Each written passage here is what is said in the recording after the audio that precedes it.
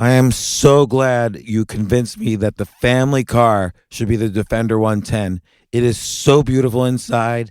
It's so comfortable and it just feels indestructible. Yes, it really is. I've been waiting a long time for the new model to come out. The Defender 110, I'm telling you, it's my favorite car of all times. It's my third one. You know, I have stories of going off road. The guy managed the group. He was like, "What are you doing in this beautiful car?" I'm like, "I'm going off road." He's like, "Are you sure? Because you can use one of ours." And then they look like Mad Max cars. I'm like, no, we're going to do this. And he was shocked. Wow. Well, it's great because the Defender has been reimagined for 21st century adventure, and its unparalleled off-road ability as well as its robust interior are invaluable whether you're headed towards uncharted territory or just a weekend of exploration. The Defender 110 tackles challenging surroundings with absolute confidence. The SUV conveys strength outside and in, featuring peerless technology like an intuitive driver display and an award-winning infotainment system. That's my favorite part, to keep you connected no matter where the journey takes you. Adventure is unique to everyone, and so is the Defender. Choose from the two-door Defender 90, the four-door Defender 110, or the larger Defender 130 with the ability to seat up to 8 passengers. You'll find uncompromising performance in all three. So pack up and go even further with the Defender 110. Learn more at LandRoverUSA.com/Defender. These days, we're all investors, trying to be smart with our money despite our worst impulses. But at iShares, we believe that deep down inside of every investor is a better investor. One that's just waiting to be let out. Explore iShares ETFs and insights and let your best investor out. Visit iShares.com for more information.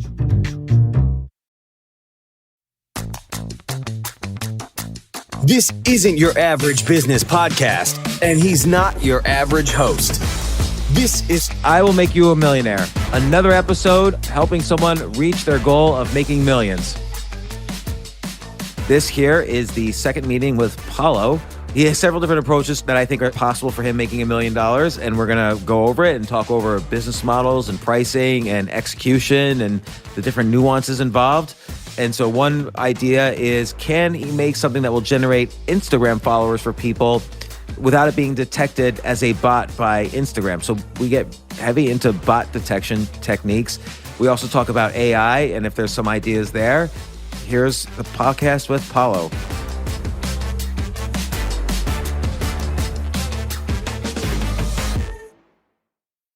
Skip the line, the text creator. Oh, yeah. Did you check that? Yeah. That was really good. It seems like there's something there where, I got so excited by that, and yet I don't know how to do it. Even with the links you sent me, it's not like it's easy to figure out. There's something there right now. But tell me what's been going on this week. Like, what have you been working on? Actually, so I got that model running. If you want to give me some sort of, kind of input sentence, I can get it to complete it and just send to you what it gives me. Just with Skip the Line, the Skip the Line book? Yeah. So what I did, basically, I trained this model on Skip the Line. And also, let me tell you, because I sent that to you a few days ago, it didn't work on it. I just tried some rough testing. But it was actually interesting to see how well it could pick up like the style. Yeah. Right? Because I do feel it was fairly similar to the way you write. Yeah. Yeah, it was amazing. So I'd still like to do a podcast with myself by feeding in maybe like a couple of my books and then interviewing myself. We'll do some text to speech thing. That would be huge. I wonder, even with Skip the Line, it might be enough. Like, what other text is in there that it knows that it has already trained itself on? So my understanding is that it's trained on a very, very large set of, let's say, English text. Mm-hmm. And that makes it such that it knows English well. So it's not like the model needs to learn English. It's very well, it knows English very well. But then the kind of way I train the model is that I take the pre-trained model and you fine tune it, right? To just become more attuned to like the writing style in this case. Right. There's other ways to train these models, like you could specify it on, now the way I'm training it is to do text completion. So you give it a prompt and it fills it out. Right. Other ways could be teach it to answer specific questions that it's learned from the like corpus of text. Yeah. It's so interesting. Like I could probably use it right now to do a podcast. Jay, is there a text to speech thing that we could do, like some kind of weird computer speech? Okay, actually, what I have been doing a little bit last couple of days, I couldn't finish it because it was a bit too computationally intensive. But I did try to see if I could take a model and train it to speak like you. So I think that should be feasible. Basically, trained on one of your audiobooks. Yeah. Because you're the one reading them, right? So from then and all the transcript, it's something that should be feasible. So I see that a combination of, let's say, this model that does the text generation in your style plus something that does the talking in your style. It was so. The way I've done it now is that I've worked only so much on it, but it seems to be something that would be fairly possible to do. It's funny. Well, yeah, that was very, very interesting experiment to see. And then what's been going on this week? How have you been doing? What have you been thinking about? So I kind of took your advice and did a bunch of, let's say, general thinking about possible, let's say, expansions or things related. And then also a lot of some of the work that I did was more specific on what I've done so far. One of the things I tried to do was looking into the expansion for different platforms of this whole automation, of the whole automation part. That came out to be, from my research, a bit challenging. Looks like it's most systems are quite against automation, apart from Twitter. Twitter seems to be the one that has clear APIs where you can just basically make a bot account that can interact in any way, but that's fully, let's say, Instagram approved. Pardon, Twitter approved. Right. So Instagram is not okay, but this is why you were doing the bot recognition. I mean, the bot fooling the things that we're trying to recognize bots. Yes. So I did some more testing about that this week as well, and lowering for example, the frequency of commenting, and that worked a little bit. It seemed like to be working fine, but then all of a sudden, from one day to the other, I started getting blocked much more often. Wow. Which I feel must be something that has happened on the kind of Instagram algorithm. Because things have been going great for like months now, and from one day to the other, using pretty much the same parameters or even more like favorable parameters that would be less easy to identify, I got blocked a few times. So I kind of feel it's like I was a bit of the at the mercy of the algorithm. Right. This week. Yeah, I wonder, what do you think it? I wonder, I mean, are you using different IP addresses and stuff? Like, does it recognize your IP address? So what I've noticed, there's something that has to do with that. Yes, definitely IP addresses. So I tried doing it directly from my my computer, but also I tried using the connection from my phone. Mm-hmm. That seems to work a little bit better. So I wonder if it recognized your computer's IP address as being potentially a bot. Yes, I think that's definitely the case. However, I've done a bunch of testing, just logging in and logging off and logging back on again, logging off of all the devices that you're currently logged in with. It does seem to work and to prevent additional blocking, but it doesn't seem to be consistent. Mm-hmm. If it doesn't work as a bot and people can't really use it, there's a risk. We were thinking kind of the manual stuff of, we know it works manually, right? Because you've done it manually and you've gotten, 80,000. How many followers have you gotten doing it manually? Well, I mean, a lot of it I've done through my code, right? And through the system working completely automatically. The thing is that it's manual in the sense that it needs my support constantly, right? Or every few days I would need to check, right? Right.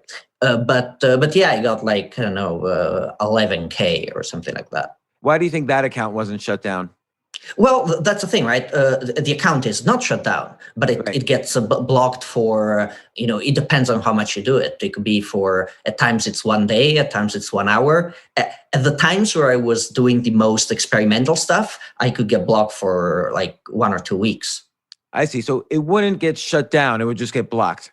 No, yeah, I never gotten shut down. I don't even know what that would take. And what was the best strategy to avoid blocking, do you think? Like, what was the longest period of time where it wasn't blocked? What were you doing? A combination of going slow, basically, not overfeeding it, and overriding comments. When there was a period of maybe a couple of months where I could run it for maybe 8 hours a day.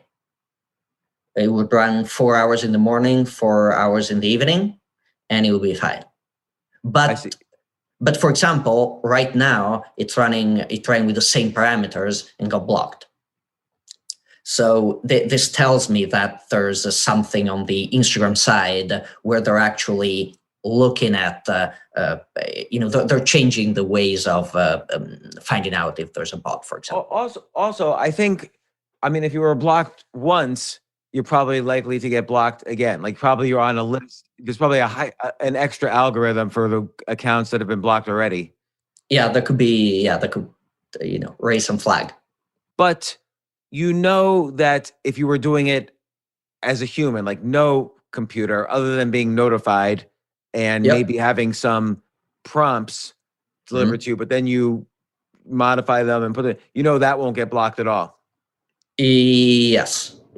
I think unless excessive amount of manual actions are done, because I still know of, for example, people that have done everything manually and yet get blocked. However, that there will be extreme amounts of interactions, because in the same way, Instagram doesn't want even people to do too much stuff in a short time, right? If I were in a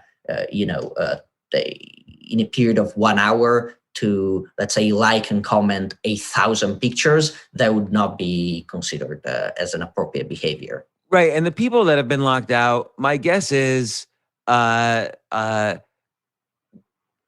were probably just cutting and pasting. Well, that's likely. That's likely. But also I feel it's simply... Because how could you do 1,000 in an hour?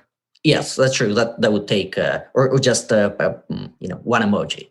Yeah. Let's just think about this for a second. So forget the software part. If you were to say as a service, you were an agency and you said, look, I could get you up to 100,000 followers from zero. What would you do?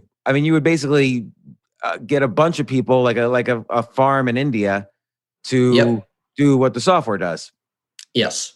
I wonder if we can experiment doing that, like using Fiverr or somewhere to find like a bunch of people in the Philippines or India to just take a sample account and even have them post photos. Find the best photos of food, have them post it, have them do and we could just test that and see if as a service it works. Because people would be willing to pay a couple $1,000s to have an account go from 0 to 100,000 followers. Because it's worth it to pay $2,000 to do that. I would pay $2,000 to do that. Not necessarily in this way. I like to do it. I like to make the comments and then I know for sure that I'm really responding directly to the thing. But a lot of people who have just random food Instagram accounts and so on would probably be willing to pay. Yeah, I think that could be done. Even actually probably starting, because one of the things you were mentioning was kind of the curation part, right? And I did look into that a little bit. So a combination of having some sort of repost account that curates the content. So it could be a combination of that plus the very consistent, let's say, commenting to make sure there's enough interactions. Yeah. In general, how is your coding? Like, what languages do you know, and what would you say is the most complicated project you've coded? Oh, well, mainly what I do is Python at the moment. Okay, Python. And so making databases is pretty easy. Using APIs are pretty easy. Stuff like that. Yeah, Doing yeah. some basic data crunching, statistics stuff is easy. Oh, yeah, yeah, definitely. And your interest is ultimately having an app that does the exact same thing. In this way, it's kind of making money while you sleep. You don't have to do it yourself. Yes, 100%, right? But I'm just In the curious. sense that, I'm just curious if if what people would actually pay for this. And that's why I'm curious to do it manually. And even in your initial letter, you said it was feasible to potentially do it manually. And I wonder, you think you could train someone in Bangladesh to, or a farm in Bangladesh to do this? yes, in general, it does not seem to be anything too crazy. And then Like I wonder if they're all logged into your account, would that be, or a account, would that be noticeable by Instagram? Or can they all Yes. spoof oh, that would be noticeable. I think you need to make sure that a single person is logged into a finite number of accounts, or either making sure they're different, using different connections. Or you just hire one person per one client. Per one account, yes. Yeah, so, Which right. in the, yes. Because that might be, still they will do more than you or the client would have been able to do by yourself, because this was their job. They're doing it all day. Yes. I wonder if we can try that using Fiverr. Like, you basically just give the person, you tell them food, and you give them like 100 comments, but tell them to rewrite each time. We try it on a sample account that has like 10 followers, and they could even pick they should actually post photos 3 times a day. Like, take the best photos from anywhere on Instagram. So it could be like a curated account, like, best food photos ever, whatever. It can be called whatever. I think that's worth trying, just to see what the results are. So this way you could document the results. Like, we made this many comments on these many accounts, and we went from 10 followers to 100,000 followers in 3 weeks, 6 weeks, whatever. So once we document it, then you can go to anybody and sell this as a service. And then once you know it's viable as a service, then you could say to yourself, okay, working on an app or some kind of software to automate this might be worth it. Like, it may be the case that, slowing it down and combining GPT-3 so that, or GPT-2 so that the comments are unique each time. They may, and maybe, again, I don't know if Instagram is looking at cut and pastes, or if maybe they might notice when something's cut and pasted a lot as opposed to typed out. I don't know. On the mobile app, they probably know that, but maybe not. I don't know. They probably when something, they probably don't see anything until submit is hit. Yeah, that's what I would think. Yeah. So it might be just a matter of varying the comments and doing it at human times. That's the other thing we could track with the Bangladesh guy is basically, I don't know if you could do this through software or he just tells you, but, how many comments and accounts per minute or hour has he been able to do? And if he's not blocked, then we know that software could do the same thing. Yeah, that's true. Although there's always a problem that I'm not sure there would be a direct translation of human to software, right? Because the sheer fact that it's done by a human is different when it's done by software.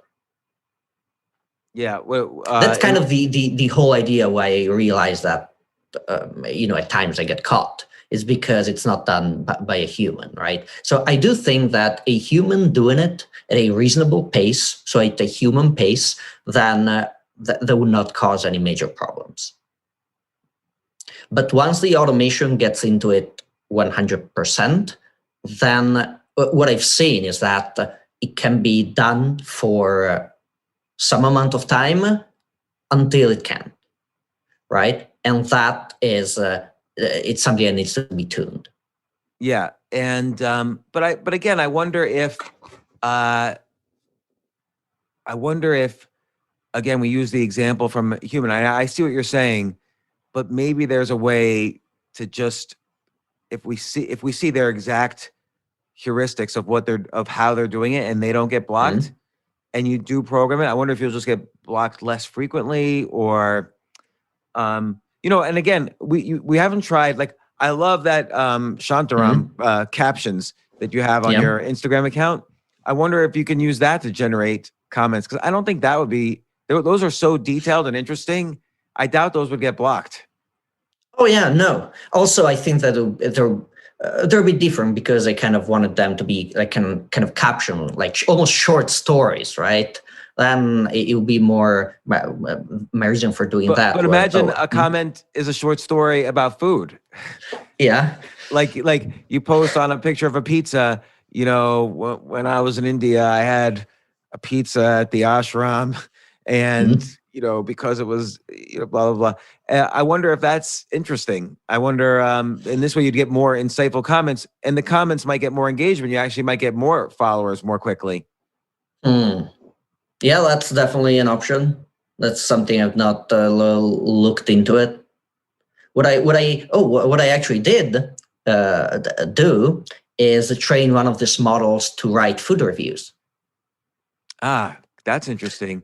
And so actually, I have a few of my, maybe just one. Well, okay. Well, at some point, what I did was this: I took maybe a few thousand food reviews, but food reviews as from Instagram posts, right? So someone goes to a restaurant, they eat food, then write the review, right?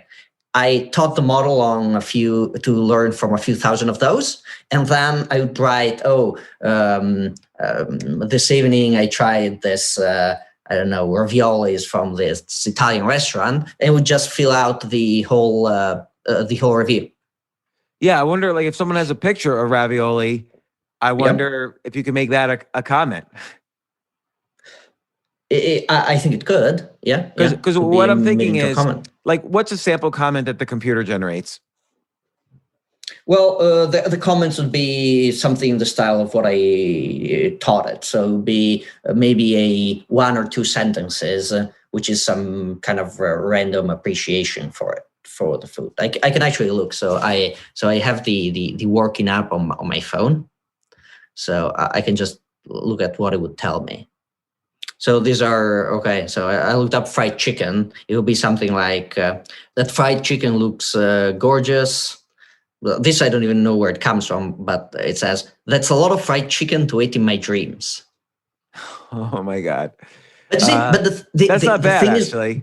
No, that's the thing, right? Because I feel these are the kind of comments that someone would write, and, they're not super long, they're not super short. Right, something original that could totally come off as, made by a person. Yeah, that's not so bad. I think the next, if you were pursuing this, what I would do is hire someone in Bangladesh or India or the Philippines to do this manually. So this way, we at least see if humans never get blocked. Then we could track. Maybe we even try it with 2 or 3 countries and 2 or 3 accounts, and this way you could build up a statistical argument that, yes, this technique works. And I went from 0 to 100K followers in an average of, 4 weeks, 6 weeks, whatever. And so then, and then you could start to see, okay, well, what would people be willing to pay for this service? And then all you have to do is just set them up. You're the middleman between the client and Bangladesh. Yep. And so at the very least, we know that the idea is a business. And then from there, we can go from service to software as a service. And I think that's like the best approach here. Okay. I don't know if you'd be into that. I mean, you mentioned hiring someone in Bangladesh as an alternative, but I think this gives you more nuances into how the app could work. And we might learn some things. And then we also learn if it's a viable business. Yes. So I think this makes sense. Definitely something I was thinking about, right? Basically trying to deferring all the work to someone in Bangladesh, do it and like see what the effect of it is. Yeah, because we don't really know if we do full force manual, everything manual, we don't Yep. really know what the results are yet. And we only know what the results are with the semi-automated, and it Yep. still gets blocked occasionally. But yes, that is true. Although I think part of the work that I've mostly been doing to build this app so far, so the actual working app that I have, I'm not talking about the bot. Okay, Right. that I know for sure that it works. It doesn't get blocked, and it also does provide a reasonable service. And the app is the one where instead of automatically cutting and pasting, it just provides the comments, and you pick one and you could rewrite a little bit and so on.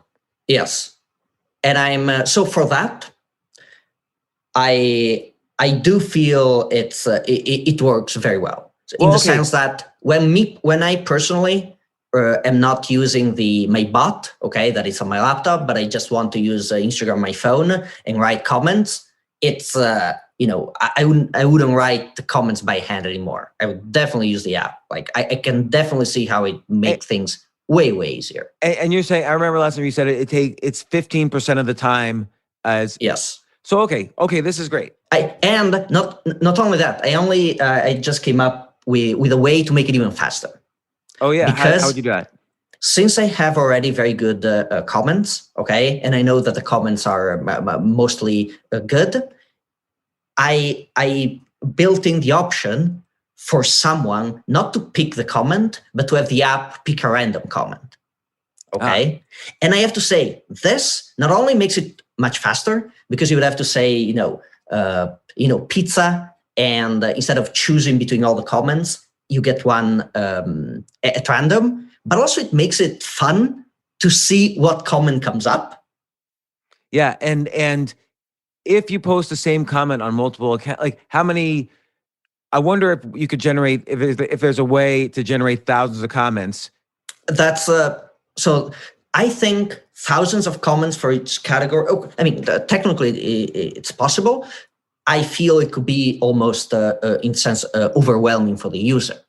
Well, what I'm saying is, at least in the database for each category, there's thousands of comments, and that could be GPT generated, and then it picks one randomly out of that. Because I think what you want to avoid is just posting the same comment 3 times in 1 hour. Yes, but I feel that wouldn't happen. That would not happen because if I think of from the point of view of the user, so let's say me as a user when I've been using it, okay, let's say the way you'd use this app is that, I'm in some sort of a wannabe influencer, right? I want people to interact with me. So what I do is I interact with them, right? Expecting reciprocity. Yeah. This is something that it's a bit boring, though, because, you can only write so many comments. So the way you'd use the app is that you'd be on your sofa watching Netflix, okay? And while you're doing it, you're scrolling Instagram, and this app lets you do maybe 3 or 4 taps per each photo and immediately write a comment. So it'd be something that you're doing without thinking, and you're doing all this kind of boring work, which is the commenting and the interaction that you're doing just to get something back. I love it. So, and with the app, for some reason, it has not gotten blocked. This doesn't get blocked. It's because in the end, it's done by a person. I wonder how Instagram tells, what is the randomizing factor that Instagram says, okay, moving on? I'm not sure. I think simply because a person would do things in a more person-like way, in the sense that, like I said, if I were doing it while I'm watching Netflix, you do it in a row for 5 minutes and then stop doing it for 6 hours, right? And then, you watch another TV show and this is 40 minutes instead of 20 minutes. So you do it for 10 minutes, let's say. So I think there could be some sort of, let's say, clustering of comments that are together. Then it could be, especially if you're using Instagram, you'd probably look at different things, right? Maybe you'd switch from one app to the other. And then, whereas the code would only be always be on Instagram, I could see things that I could pick up. And that's why I kind of thought the current iPhone app that I have kind of mediates between the two things because it's not affected by Instagram wanting to stop bots because it's not a bot, but it has the advantage that it makes the commenting and the interaction part extremely quick. And because I've also talked with a bunch of people that actually, people in the same niche, right, that do food Instagram. People with maybe even 2,000 to maybe the tens of thousands of followers would spend 3 or 4 hours a day on it. Yeah.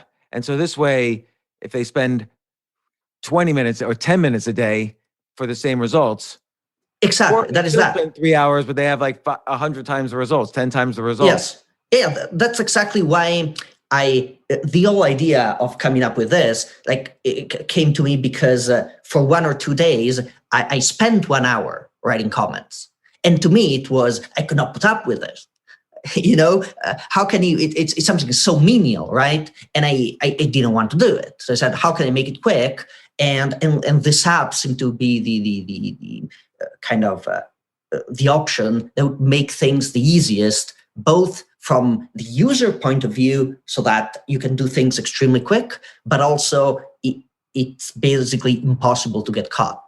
Or if you got blocked using the app, it will be exactly the same as someone writing comments by hand, getting caught, getting blocked, which can happen, right? But it only happens with extreme use, right? If someone writes 1,000 comments one after the other, or you like hundreds of pictures, then you get blocked. But that would be not caused by the automation; it would be caused by the excessive use. And when you were doing full automation, how many comments were you making an hour? I would probably do, because of course the idea is that you need to be slow, right? I could do maybe, let me think.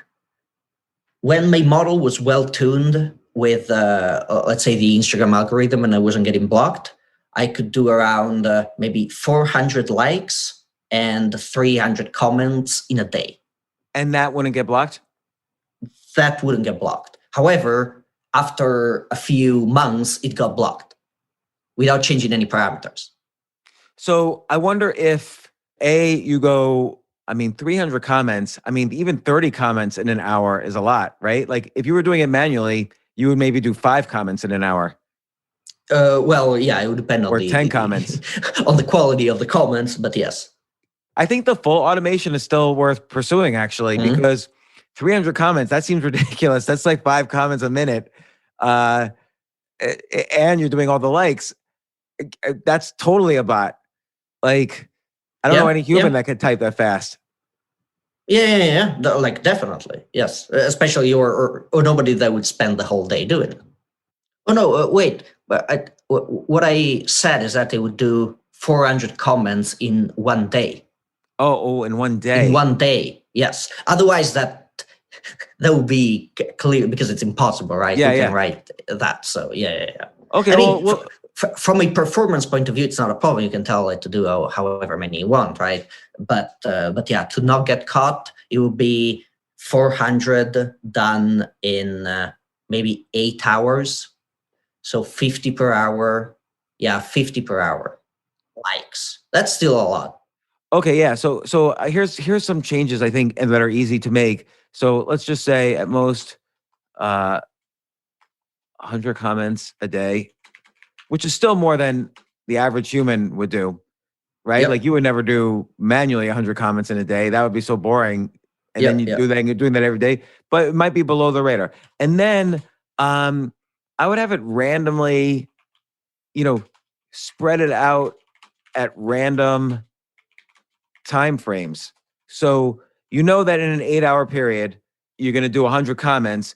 It just uses a random number generator to pick, somewhere between 0 and 60 seconds, somewhere between 60 and 120 seconds, maybe somewhere between 60 and 300 seconds. So 1 to 5 minutes, it randomly does it.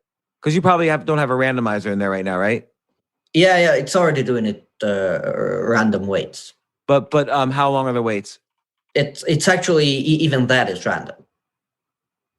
Uh, so does it ever wait 5 minutes? Yeah. It will wait 5 minutes. Oh, okay.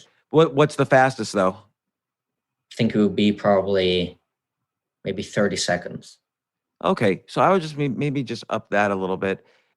Because it's like I don't think the and also the gestures it makes are quite like human like. You wouldn't pick up a bunch of links and then just go to the link as if a computer would. It's all about go to this page, click on where would a person click, right? Where would which steps would you do one at a time? Yeah. So yeah. So if the lowest you've tried is 400 comments in a day or 300 comments in a day, and it took several months before you got blocked. How long did you get blocked for that time? It depends. Maybe not too long. Maybe a few days. But Yeah. the what I actually noticed was that, especially what happened like very recently, is that even lowering the times, then the blocks would be so much more kind of random and frequent. Lowering the times made the blocks more frequent? Well, after I got blocked, because I kind of feel that recently the way they were detecting a bot changed, right? So because of that, even decreasing the parameter, it would still make it so that it would be more likely to get caught, to be detected as a bot, and so I think my guess is that once a bot, always a bot is their philosophy. So if an account uses a bot, it's probably put on a list. I mean, there's a billion accounts, so if they check everything all the time, they probably focus on the ones that are most likely to be a bot. So it's almost like start off with a new account and with a different IP address. So like use a VPN or something like that, or get a different IP address somehow. You don't have to use Bangladesh yet. I think actually back to the app. I think let's make the app work. This app's going to work. Like how many when you were doing 300 comments a day, how long did it take for the account to get blocked? Like you said, several months. How many months specifically? I think maybe 2 or 3 months. Yeah, I think 100 comment. And how long did it take you to get to 11,000 followers? Was this the account that got 11,000 followers? Yes. How long did that take? A few months, maybe 3 or 4 months.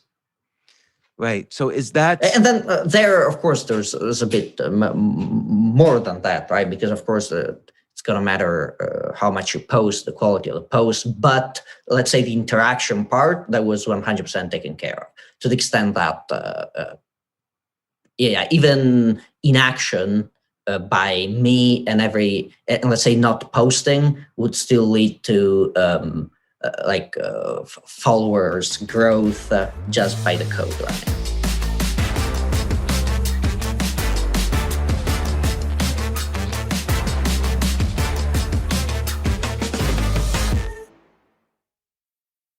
Oh my gosh, I love these clothes. Mizzen and Main. That's Mizzen and Main. It really is the most comfortable work clothes. Travel clothes. I had to travel this whole week. I'm traveling for a week and a half, and I just took Mizzen and Main clothes with me.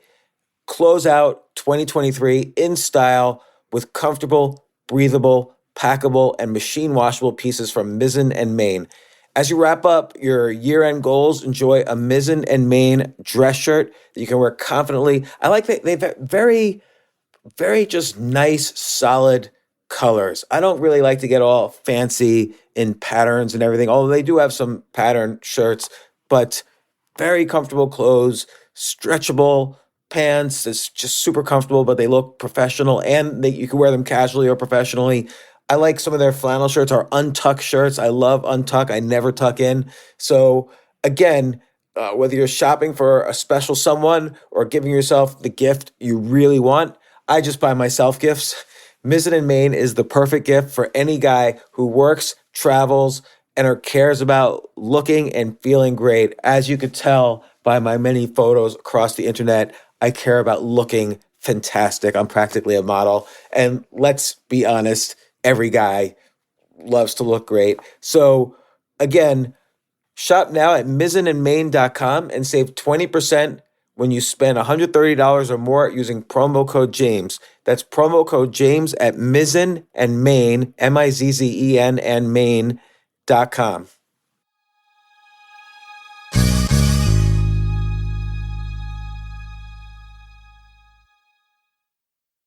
You know what I love about fantasy sports is that even though I'm not going to be a great basketball player or a baseball player or a football player or whatever, I feel like I get to participate and make decisions and use my knowledge of these different leagues or these different sports to compete. So it's like I can pick my team or I can pick my favorite players and I could use my knowledge to make predictions and maybe even make money. So with the basketball season here, you can now pick combo projections across football and basketball from the Specials League on Prize Picks. This is a league created specifically for combo projections that include two or more players from different sports or leagues. Want to play alongside some of Prize Picks' favorite players like rapper Meek Mill and comedian Andrew Schultz, who's also been a guest on this podcast, and I've been a guest on his? You can now find community plays under the promos tab of the app to view entries for some of the biggest names in the Prize Picks community each week. Look, Prize Picks even offers a reboot policy so that your entries stay in play even if one of your players gets injured. For football and basketball games, if you have a player who exits the game in the first half and does not return in the second, that player is rebooted.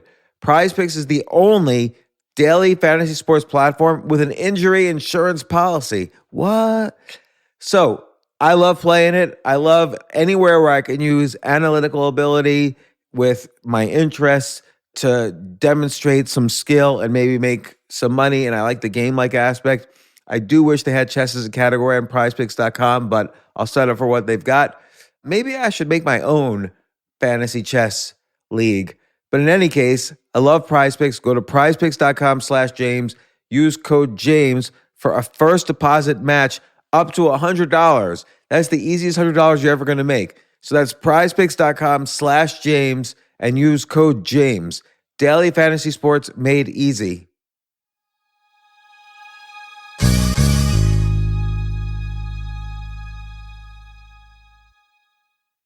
The future of learning is definitely online. Like, it's such BS that you have to spend $200,000 or take $200,000 in loans and go to some fancy school when it's useless. It doesn't guarantee you a job.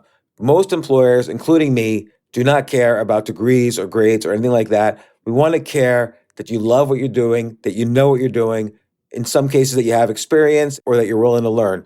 But people in general love learning and are curious. Like, the key to success is curiosity. And I think masterclass.com is the perfect model for online learning. I'm really happy they're sponsoring this episode. If you're going to give a gift, give the gift of learning. Masterclass makes a meaningful gift this season for you and anyone on your list, because both of you can learn from the best to become your best, from leadership to effective communication to cooking. Let me tell you some of the classes I've taken. I've taken comedy from Steve Martin. I mean, can you believe I can take a class from Steve Martin on comedy, or Judd Apatow, my favorite comedy director? I could take an actual class from him on writing. Wolfgang Puck on cooking. Dan Brown on writing, or Judy Bloom, who's been on this podcast, on writing. By the way, Wolfgang Puck also has been on this podcast. It's such a pleasure. I try to take classes all the time from masterclass.com. And whether you're watching Masterclass on TV or listening in audio mode in the app or on their site, the quality speaks for itself. It's like these Masterclass instructors are your own personal mentors that are going to help you reach the next level. How much would it cost to take one-on-one classes on comedy from Steve Martin or on chess from Gary Kasparov? You just wouldn't be able to do it. But it would cost hundreds of thousands of dollars. With a Masterclass annual membership, it's $10 a month. Memberships start at $120 a year for unlimited access to one-on-one classes with all 180 plus Masterclass instructors. So it's not just $120 for one instructor. You get all 180 plus Masterclass instructors. Boost your confidence and find practical takeaways you can apply to your life and at work. And if you own a business or are a team leader, use Masterclass to empower and create future-ready employees and leaders. That's the real education in today's world. So this holiday season, you can give one annual membership and get one free at masterclass.com/JAS. JAS, of course, stands for the James Altucher Show. So right now you can get 2 memberships for the price of one at masterclass.com/JAS. Masterclass.com/JAS. Offer terms apply.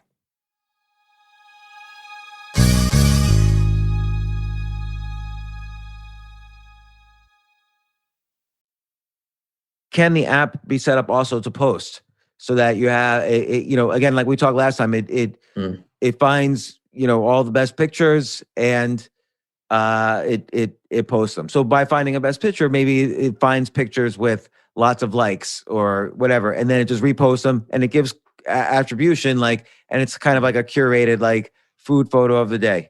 So I've not been able to do the posting yet. No. There are apps that allow sharing on Instagram. It's a little complicated. I feel like it's a couple steps, and maybe that's why it's complicated. It's not in the API, right? So you have to. I don't know what these apps do, but maybe those apps have an API. I don't know, because if you could just automate the whole thing, and then a guy comes back 2 months later and he's got 100,000 followers, that would be valuable. Yes, I mean that's something that I thought about, right? Because of course that would be kind of the missing link to have an account that would do everything, the posting.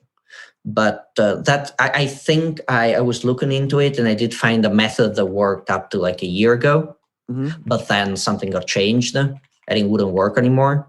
Yeah.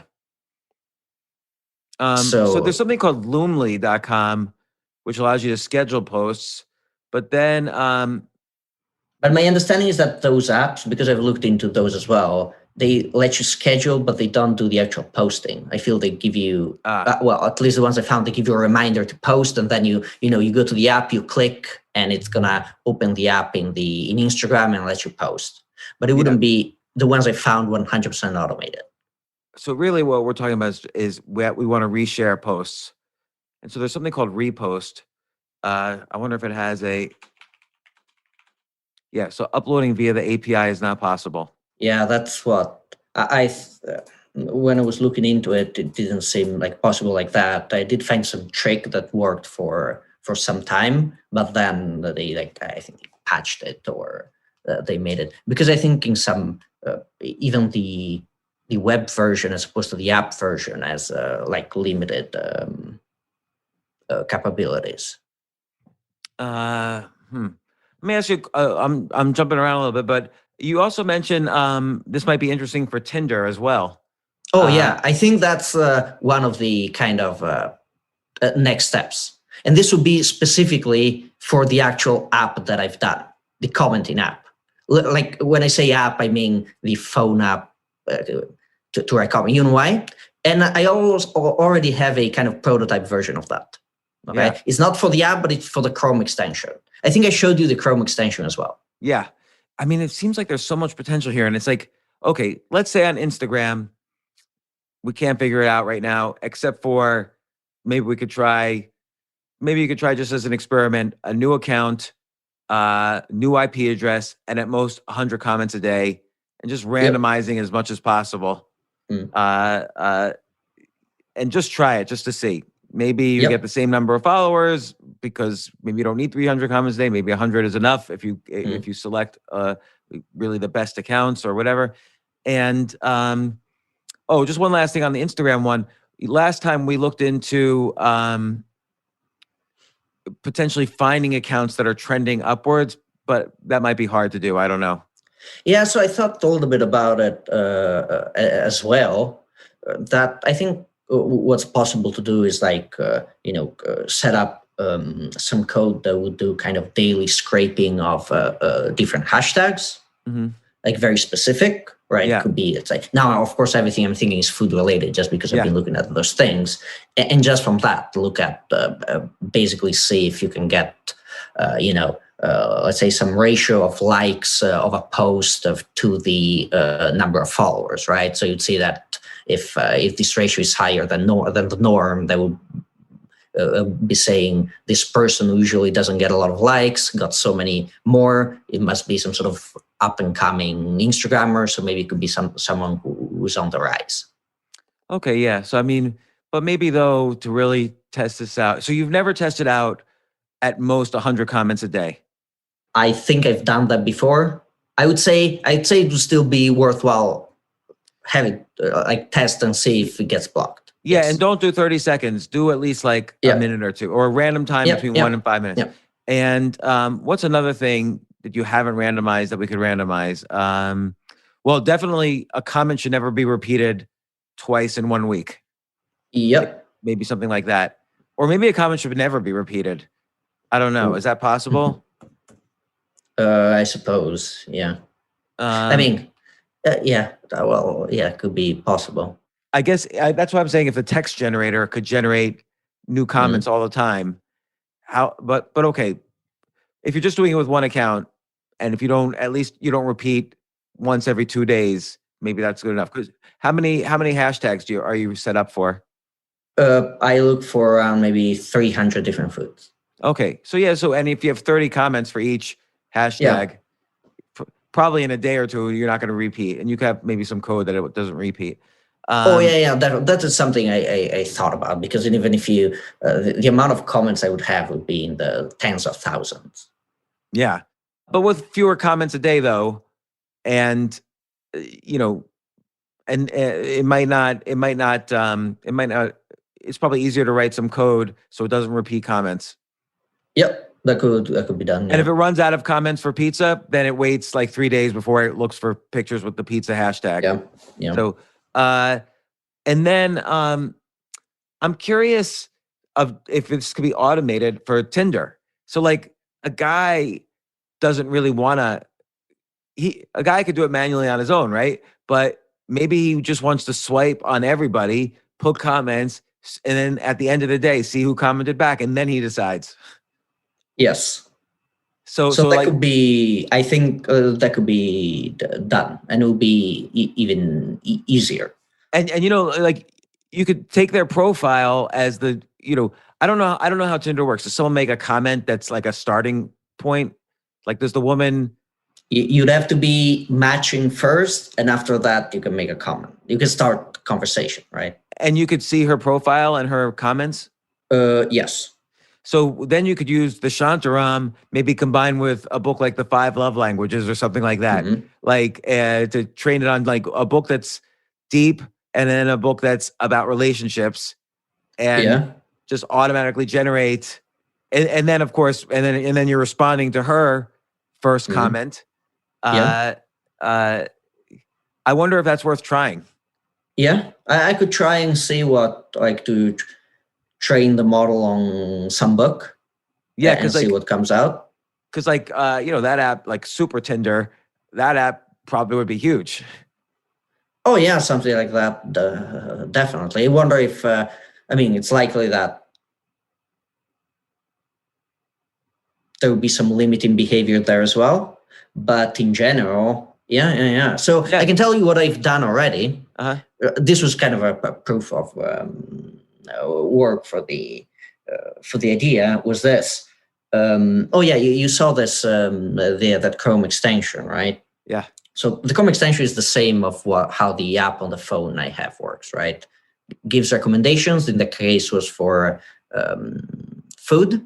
But basically, I found a bunch of websites with pickup lines, okay, and scraped everything, okay, so that you could say whatever word, basically, and it will give you a pickup line for that, related to that. Like you see, this girl is an architect, so you just type architect, and it gives you 10 pickup lines addressed to architects.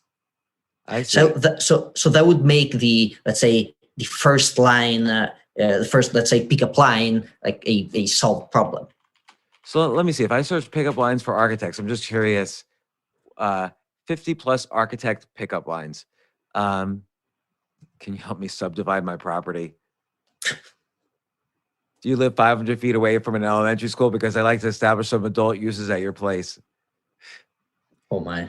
Yeah, but you know what though? I like the Shantaram addition to this somehow, because it's so different. But okay, so you use this, and have you tested it out even as the semi-manual? Yeah, I've tested it, but I mean, not to say the how well it would work like on the actual app. I think like set up a fake Tinder account and run this and just see at the end of the day how many people give a response to your comments that it's favorable. Yeah. Because then that's all guys care about. Then they could really swipe and say, okay, I like this girl, I don't like this girl, I like this girl, and so on. I mean, it's interesting that it's like you can use this type of thing for Instagram, posting reviews, Tinder comments, Facebook comments. So like something that takes, like, I hate like saying, happy birthday to everyone who's got a birthday. Just take care of all the basic Facebook needs, that someone has. Like, oh, marriage, baby, oh, it's a beautiful baby, or, whatever. And, but okay, Instagram and Tinder are good, like, places to start. And then maybe even TikTok later. TikTok would be great. And then I really like this idea of being like almost a service business. You could set up bots for people who do podcasts. You could reach. I mean, there's 2 million podcasts. You could set up bots for podcasts or for. I don't know. It's such an interesting thing, like that you could do with this. I mean, I guess anybody with access to GP2 can do it, but it would be nice to integrate the GPT-2 stuff with the Tinder and Instagram app. But I wonder if that would get more interaction and engagement, particularly on Tinder. Yeah, that could be an option. Although I feel, it's you probably get a good first message, but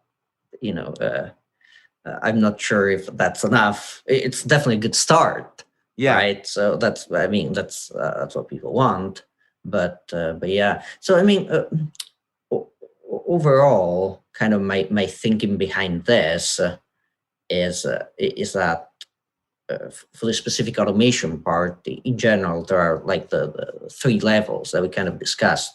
That's one is fully automatic, one is partially automatic, and third is service. Yeah, and the whole point of the service is to document that how it works and to prove that it works and get some data about it, and it might teach you one or two things you need for the app. So I would try this out officially on Tinder automatically, fully automatic, and again, slow and random. But this way, I mean, I've never used Tinder, so I don't know how it works. But I guess you have the API for Tinder, so you could figure out how to use it to make it seem like a human. And then do on Tinder, but at most 100 comments a day, and maybe just more random and not repeating comments.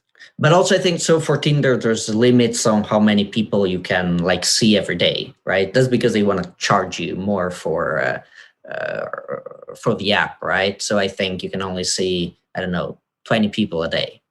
Oh, you can only swipe? Yes. So you can only do so much for the automation. The automation, I think. That's probably the part where most of the value would come from the originality of the lines, not from the quantity. Right, I see. Although, how much does it cost to do 50 swipes a day? I'm not sure. I suppose it's going to be between $5 and $10 a month or something like that. I suppose. Why don't you set it up like on the fake account you use? Why don't you set it up so you can do as many as possible? That's reasonable. Yeah. Even if it's $20 a month. And then it would just be interesting to see if it works, because that's something I could get pressed for. I mean, that's fascinating. And then you could start playing around maybe with the AI stuff. That's even more fascinating. That you'll be on TV press and then this will spread.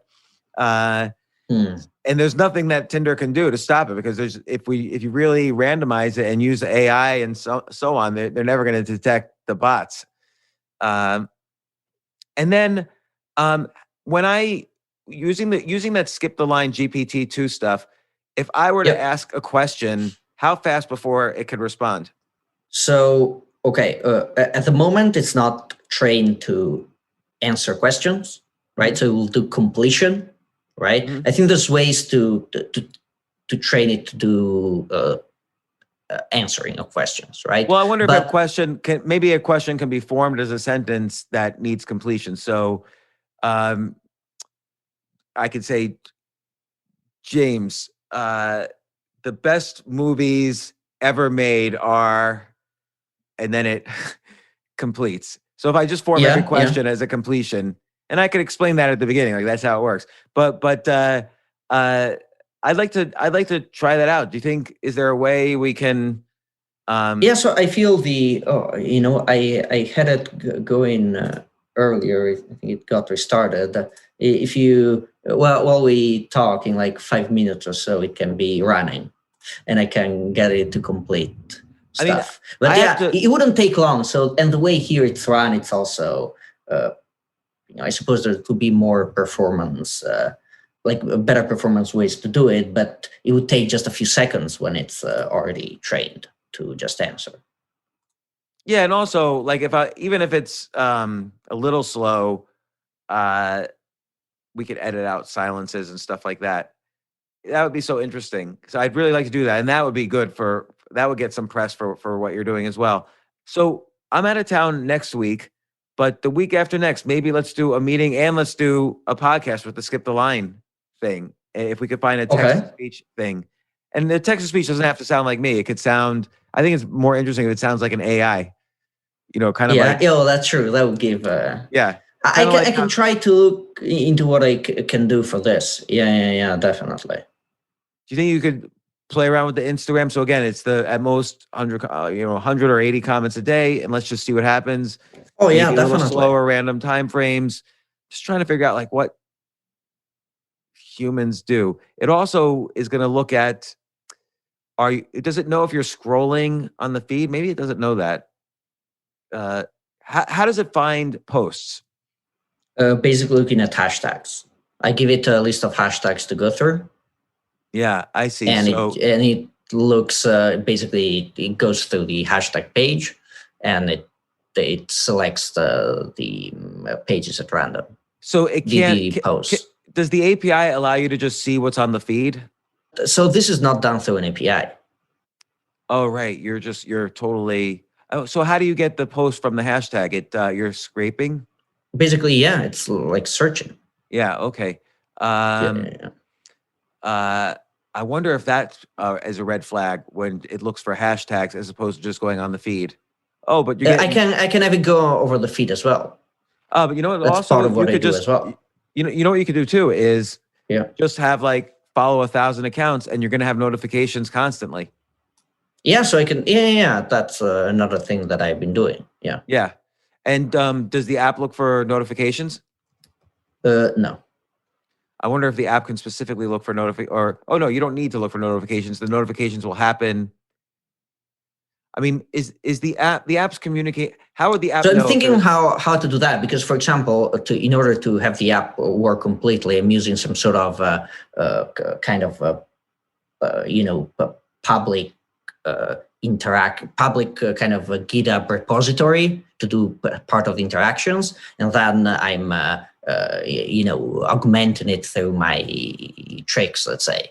Yeah. So I would have to say either what is available in this kind of public repository or how I could augment it, let's say. Yeah. Yeah, because maybe it's looking for people who search too many hashtags. That could be one as well. Yeah. Yeah. So I would try to figure out how to get around that. So it's just you get access to the notifications, and that's more a normal human behavior. Mm. Yeah, that could be that as well. Also, I had, the kind of a random idea that I had when thinking about all of this was, is there any way this is completely different, right? But it has to do marginally with food, to create NFTs for food related stuff. So like, let me look into that. That's an interesting idea. And what I thought about is two things, because for my understanding is that the value of NFT is people that like to be the owner of something. Yeah. Right. That's that. There's nothing like intrinsic, right? So it could be either like I was thinking, what if a high-end restaurant wants to make a one-off menu, right? Yeah. You have the chef makes this menu, they make it one time, and you sell it as an NFT. So someone has, okay, they have the experience of the dinner, but also they can say, oh, I'm the owner of this menu. Yeah, I like that. That's an interesting idea. Because it's kind of the same, right? Some people like, with all the NBA stuff, they just like having, I don't know, Michael Jordan dunking, okay? Of course, you can watch the video on YouTube and everything, right? So I kind of feel that it's all about ownership. So someone who's really into that could say, oh, there's this very fancy restaurant, the chef is so good, and they've made this menu or this dish, and I'm the only one that has it. And at the same level, another thing, I thought recipes. It sounds absurd, but think of if you have a famous chef, okay, who's written like a recipe, and the recipe is in the book, right? But you could sell the recipe as an NFT. So, and someone would say, oh, I'm the owner. I actually own Gordon Ramsay recipe for beef Wellington. Yeah, no, that's interesting. I kind of feel that for the right audience, someone will be into it, because I kind of seeing myself being into it, right? It's not like I would go and spend a lot of money for it, but it's all about the extremes. Like even now, I keep seeing like people on Twitter buying these NFTs that are just pictures of pixelated pictures of people, like icons, right? And they're spending like I don't know. Like $50K on that. Yeah, I know. It's like I'm wondering if the trend is going to continue. 20 Ethereums for. I'm wondering if the trend is going to continue on NFTs. I'm not totally sure, but it's interesting. Yeah, I mean, I think I'm not sure, but I do see it as something that could be interesting. That some people just want to own things. For someone who's really into cooking, it could be an option. Yeah. I could even imagine like, a recipe book that's completely written and published, but you just retake all the recipes, create an NFT for each of them. And if you have kind of the, let's say, approval of the author in some way, you can have, sell all of them. And who wouldn't like if you think, because in the end, if you think of famous enough chefs, they're basically celebrities. People like celebrities and maybe like owning something by a celebrity. Yeah, that's interesting. I'm thinking it out in a couple different domains. Like if like Magnus Carlsen, the world chess champion, were to play a game of chess and he has the score sheet, even if it's in digital form, and he puts his analysis on it, that could be an NFT. Like, oh, this was the game that won him the world championship, and his comments on it. Yeah, this would be exactly it. Yeah, that's interesting. So, for example, with this app that I've been working on now, I'm actually very close to having something that I could like put on the store. I like the idea of the fully automated. I think people would definitely see the value and would be willing to pay for it. So I think that's the only thing, is that maybe it's worth just seeing if the fully automated one could be the app that you put in the store. Otherwise, let's try putting the manual one in, the semi-manual one, the semi-automatic. Yeah, that's kind of why I'm thinking, because since I basically am very, very close to having something that is basically done, right? Could that be sort of the starting point, and see if that's if that has any appeal, or just to if that could be like worthwhile, let's say finishing, as opposed to just waiting longer while I'm working let's just see. It's always worth doing an experiment. Let's put it up in the app store if you can, and see what happens. Okay. Yeah. I mean, and this kind of helps you, like, send me the description of the app when you have it, just to take a look and see. But that sounds like a good idea, good experiment. Okay. Yeah.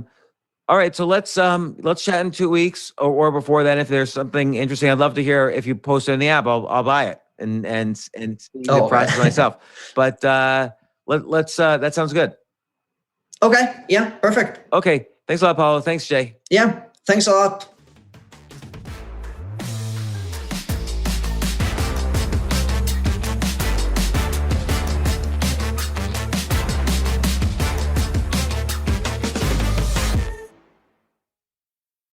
Entresto, sacubitril valsartan tablets, is the #1 heart failure brand prescribed by cardiologists and has helped over 1 million people with heart failure.